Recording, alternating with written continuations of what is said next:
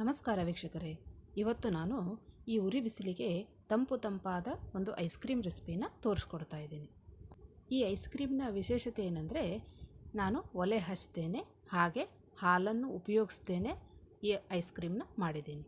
ಬನ್ನಿ ಹಾಗಾದರೆ ಈ ಚಾಕ್ಲೇಟ್ ಐಸ್ ಕ್ರೀಮ್ನ ಹೇಗೆ ಮಾಡೋದು ಅಂತ ನೋಡ್ಕೊಂಬರೋಣ. ಅದಕ್ಕಿಂತ ಮುಂಚೆ ನಮ್ಮ ಚಾನಲನ್ನು ಸಬ್ಸ್ಕ್ರೈಬ್ ಮಾಡಿಲ್ಲ ಅಂದರೆ ಸಬ್ಸ್ಕ್ರೈಬ್ ಮಾಡೋದನ್ನು ಮಾತ್ರ ಮರಿಬೇಡಿ. ಬನ್ನಿ ಹಾಗಾದರೆ ಈ ಚಾಕ್ಲೇಟ್ ಐಸ್ ಕ್ರೀಮ್ನ ಮನೆಯಲ್ಲೇ ಹೇಗೆ ಮಾಡೋದು ಅಂತ ನಾವು ನೋಡ್ಕೊಂಬರೋಣ. ನಿಮ್ಮೆಲ್ಲರಿಗೂ ನಮ್ಮ ಚಾನಲ್ಗೆ ಸುಸ್ವಾಗತ. ಮೊದಲಿಗೆ ನಾನಿಲ್ಲಿ 3 ಬಾಳೆಹಣ್ಣು ತೊಗೊಂಡಿದ್ದೀನಿ. ನಾನು ಪಚ್ಚ ಬಾಳೆಹಣ್ಣನ್ನು ಇಲ್ಲಿ ನಾನು ತೊಗೊಂಡಿದ್ದೀನಿ. ಈಗ ಇದನ್ನು ನಾನು ಸಿಪ್ಪೆ ಸುಲಿದ್ಬಿಟ್ಟು ಈ ರೌಂಡಾಗಿ ಕಟ್ ಮಾಡ್ಕೋತಾ ಇದ್ದೀನಿ. ಕಟ್ ಮಾಡಿಕೊಂಡು ಒಂದು ಏರ್ಟೈಟ್ ಡಬ್ಬದಲ್ಲಿ ನಾವು ಇದನ್ನು ಹಾಕ್ಕೋಬೇಕಾಗತ್ತೆ. ನೋಡಿ, ಈ ರೀತಿಯಾಗಿ ರೌಂಡ್ ಶೇಪ್ನಲ್ಲಿ ಕಟ್ ಮಾಡಿಕೊಂಡು ನಾವು ಒಂದು ಏರ್ಟೈಟ್ ಡಬ್ಬ ಇರುತ್ತಲ್ಲ ಅದರಲ್ಲಿ ಹಾಕ್ಕೊಳ್ಳೋಣ. ಈಗ ಪಚ್ಚ ಬಾಳೆಹಣ್ಣನ್ನೇ ಉಪಯೋಗಿಸಿ, ಏಲಕ್ಕಿ ಬಾಳೆಹಣ್ಣನ್ನು ಉಪಯೋಗಿಸ್ಬೇಡಿ. ಈಗ ನಾನಿಲ್ಲಿ 3 ಬಾಳೆಹಣ್ಣನ್ನು ಕಟ್ ಮಾಡ್ಕೊಂಡಿದ್ದೀನಿ. ಈಗ ಇದರ ಮುಚ್ಚಳನ ಮುಚ್ಚಿಬಿಟ್ಟು ನಾವು ಇದನ್ನು ಫ್ರೀಝರ್ನಲ್ಲಿ ಒಂದು 8 ಗಂಟೆವರೆಗೂ ಇಡಬೇಕಾಗತ್ತೆ. ಸೊ ನಾನು ಇದನ್ನು ಫ್ರೀಝರ್ನಲ್ಲಿ ಇಟ್ಟಿದ್ದೀನಿ. ಈಗ ನಾನು ಒಂದು ಬೌಲ್ಗೆ ಒಂದು 15 ಬಾದಾಮಿಯನ್ನು ಹಾಕ್ಕೊಂಡಿದ್ದೀನಿ. ಅದಕ್ಕೆ ಸ್ವಲ್ಪ ನೀರನ್ನು ಹಾಕ್ಕೊಂಡಿದ್ದೀನಿ, ಒಂದು 1/4 ಕಪ್ನಷ್ಟು.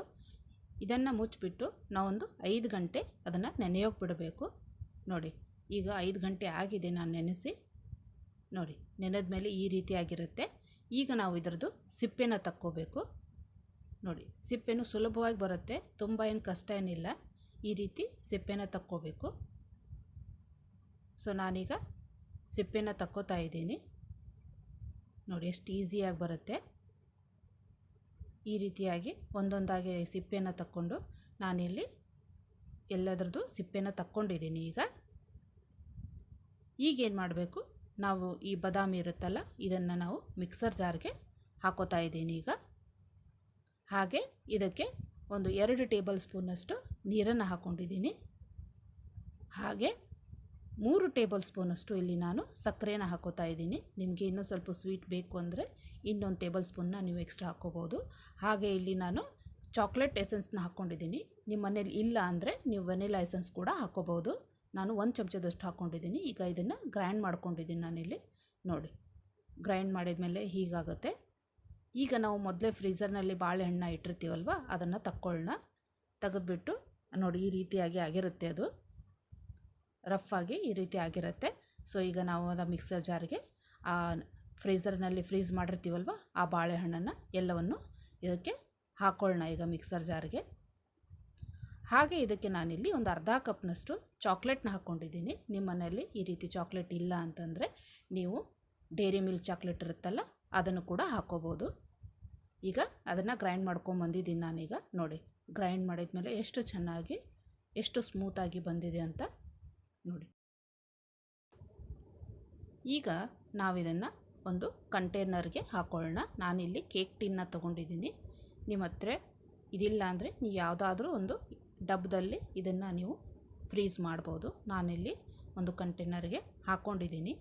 ಈಗೇನು ಮಾಡಬೇಕು, ಇದರ ಮೇಲೆ ನಾನಿಲ್ಲಿ ಚೋಕೋ ಚಿಪ್ಸನ್ನು ಹಾಕೋತಾ ಇದ್ದೀನಿ. ಇದು ಆಪ್ಷನಲ್ಲು. ನಿಮ್ಮ ಮನೆಯಲ್ಲಿ ಚೋಕೋ ಚಿಪ್ಸ್ ಇಲ್ಲ ಅಂದರೆ ನೀವು ಚಾಕ್ಲೇಟನ್ನು ಸಣ್ಣದಾಗಿ ಕಟ್ ಮಾಡಿಬಿಟ್ಟು ಅದರ ಮೇಲೆ ಹಾಕ್ಕೋಬೋದು. ಈಗ ಇದರ ಮೇಲೆ ನಾನು ಅಲ್ಯೂಮಿನಿಯಂ ಫಾಯಿಲ್ ಇರುತ್ತಲ್ಲ ಅದರಿಂದ ಕವರ್ ಮಾಡ್ತಾ ಇದ್ದೀನಿ. ಇದು ಎಲ್ಲ ಸೂಪರ್ ಮಾರ್ಕೆಟ್ಗಳಲ್ಲಿ ಸಿಗುತ್ತೆ. ಸೊ ಇದರಿಂದ ಏನಾಗುತ್ತೆ ಅಂದರೆ ಐಸ್ ಕ್ರಿಸ್ಟಲ್ಸ್ ಆಗಲ್ಲ. ಸೊ ಚೆನ್ನಾಗಿ ಫ್ರೀಸ್ ಆಗುತ್ತೆ. ಸೊ ನಾನೀಗ ಈ ಒಂದು ಇಡೀ ರಾತ್ರಿ ಫ್ರೀಝರ್ನಲ್ಲಿ ಇಟ್ಟಿದ್ದೆ. ಈಗ ಫ್ರೀಝರಿಂದ ಹೊರಗಡೆ ತೆಗೆದಿದ್ದೀನಿ. ನೋಡಿ, ಈಗ ನಿಮಗೆ ಅದನ್ನು ಓಪನ್ ಮಾಡಿಬಿಟ್ಟು ತೋರಿಸ್ತಾ ಇದ್ದೀನಿ. ನೋಡಿ, ಈ ರೀತಿ ಓಪನ್ ಮಾಡಿದ ಮೇಲೆ ಎಷ್ಟು ಚೆನ್ನಾಗಿ ಐಸ್ ಕ್ರೀಮ್ ರೆಡಿಯಾಗಿದೆ ಅಂತ. ಹಾಲಿಲ್ದೇ ಒಲೆ ಹಚ್ತೇನೆ ಎಷ್ಟು ಈಸಿಯಾಗಿ ಈ ಐಸ್ ಕ್ರೀಮ್ನ ನಾವು ಮನೆಯಲ್ಲೇ ರೆಡಿ ಮಾಡ್ಕೋಬೋದು ಅಂತ. ನೋಡಿ, ನಾನಿಲ್ಲಿ ಸ್ಕೂಪ್ ಮಾಡಿಬಿಟ್ಟು ನಿಮಗೆ ತೋರಿಸ್ತಾ ಇದ್ದೀನಿ ಎಷ್ಟು ಈಸಿಯಾಗಿ ಬರುತ್ತೆ. ನೋಡಿ